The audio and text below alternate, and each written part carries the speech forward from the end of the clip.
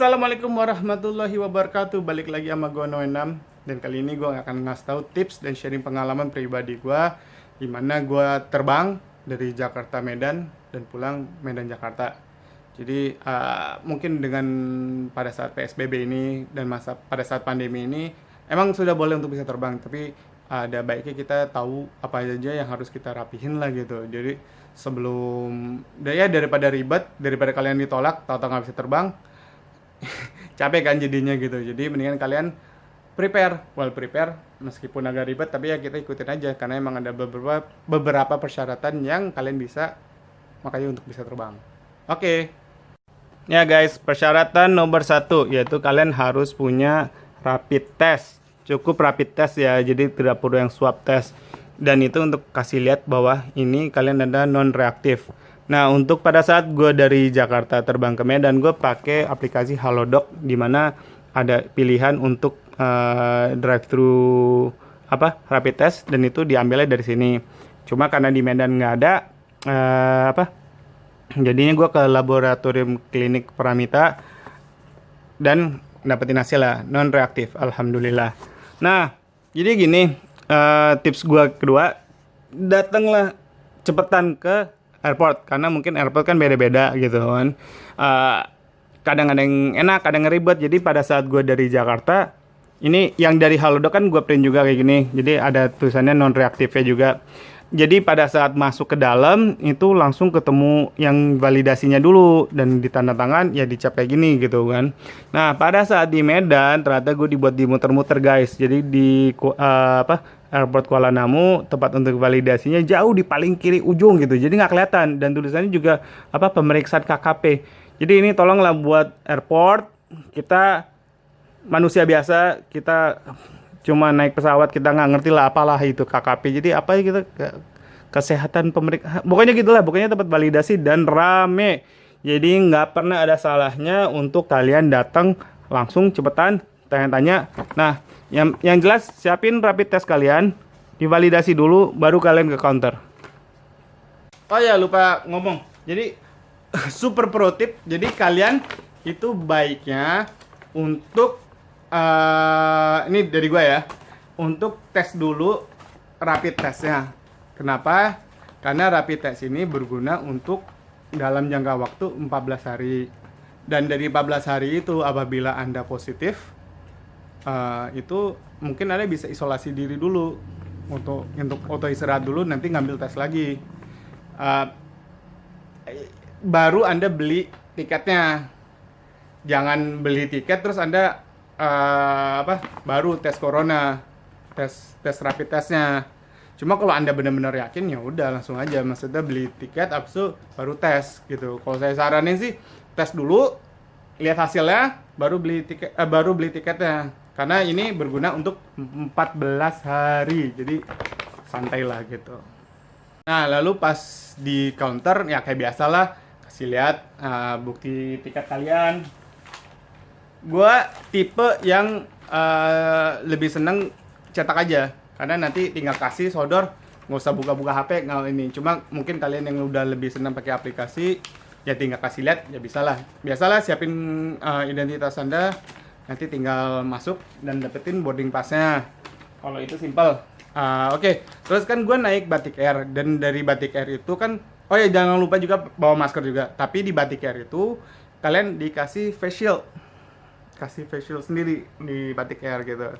Jadi agak lebih secure ya, meskipun tempat duduknya itu nggak dijarakin kalau di Batik Air. Jadi tetaplah duduk bertiga ya masih pet-petan gitu. Cuma semuanya udah dikasih face shield, jadi agak lumayan lah gitu, nggak perlu takut. Cuma tetap aja kita harus lebih prepare. Kalau punya masker 2, gue lihat ada orang yang pakai maskernya didobelin 2, jadi dia benar-benar extra care. Ada yang punya bawa face shield sendiri, itu juga bagus. Kalian juga ya nggak apa-apa, face shield sendiri juga nggak apa-apa gitu. Hand sanitizer bawalah semua, itu nggak pernah jadi masalah. Cuma di dalam pesawat sih santai aja sih, dalam pesawat sih ya gitu aja sih gitu, nggak ada yang terlalu baru gitu. Cuma untuk kalian masih tahu, cek aja semua persyaratan dari penerbang dari airlines kalian masing-masing sendiri. Nah, satu dokumen lagi yaitu dari Kementerian Kesehatan yang namanya EHAK. Pokoknya Indonesian Health Alert Card gitu kan. Jadi untuk mengetahui bahwa, dan itu kalian bisa isi sendiri, dan pokoknya sih intinya bilang bahwa kalian datang dari mana dan mau kemana, dan itu dipernyatakan bahwa Anda tuh sehat dan semuanya gitu. Dan lagi gue sih senangnya untuk print. Jadi nanti ini kayak gini, nanti pokoknya intinya ada barcode kayak gini. Ini pokoknya untuk bilang identitas Anda siapa, mau kemana, nanti di Jakarta, di tempat tujuannya akan nyampe di mana juga, dan akan bilang kalau nggak ada keluhan sama sekali gitu kan, bahwa kalian tuh layak untuk terbang, dan mereka mengetahui kalau kalian sudah memberikan persyaratan ini. Nah, karena gue lebih suka print, nanti tinggal sama ke petugas di bandara yang udah kalian nyampe, itu tinggal di scan barcode ini, pup, pup, pup, cepet. Ada aplikasinya, cuma again gue bukan tipe orang yang suka buka aplikasi, suka kasih lihat itu agak ribet. Jadi gue suka yaudah nih kertas nih, yaudah lihat aja sendiri gitu. Pro tips, jadi ini masing-masing satu orang. Oh, sama halnya juga dengan rapid test ya. Kalau Anda bawa anak juga harus di rapid test juga. Ini kalau Anda berpergian berempat, jadi ini empat-empatnya siapin. Kalau kalian lupa, sebenarnya di bandara itu ada kayak kartu kuning gitu. Jadi kalian harus ya isi lah, manual banget gitu, isi gitu. Jadi harus agak lebih ribet gitu kan. Mesti ngisi, terus mesti dikasih lagi gitu, agak ribet deh. Nah, yang terakhir, yang tidak perlu, dan mungkin orang kadang-kadang bingung ini perlu atau enggak. Pengalaman gue 2 kali terbang dari Jakarta Medan Jakarta, itu nggak perlu namanya ini yang dari aplikasi Jaki. Again gue print aja. Jadi Jaki itu Jakarta apa gitu kan. Jadi intinya harus ada ngeprint Corona Likelihood Metric yang ada di aplikasi Jaki itu.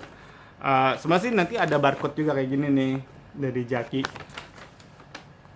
Ini nggak ditanya gitu, jadi nggak perlu sih Jaki ini, cuma nambah-nambahin nyampah aja sih sebenarnya.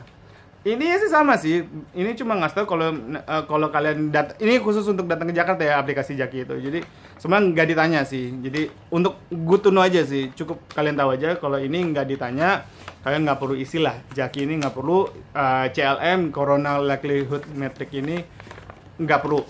Dan terakhir yang juga yang nggak perlu itu yang mungkin orang mikir ini perlu nggak harus nggak gitu, itu dari aplikasi Peduli Lindungi itu nggak ditanya, nggak usah kalian download, nggak usah kalian isi nyampe di bandara tujuan juga nggak akan ditanya sama sekali, jadi nggak usah lah gitu.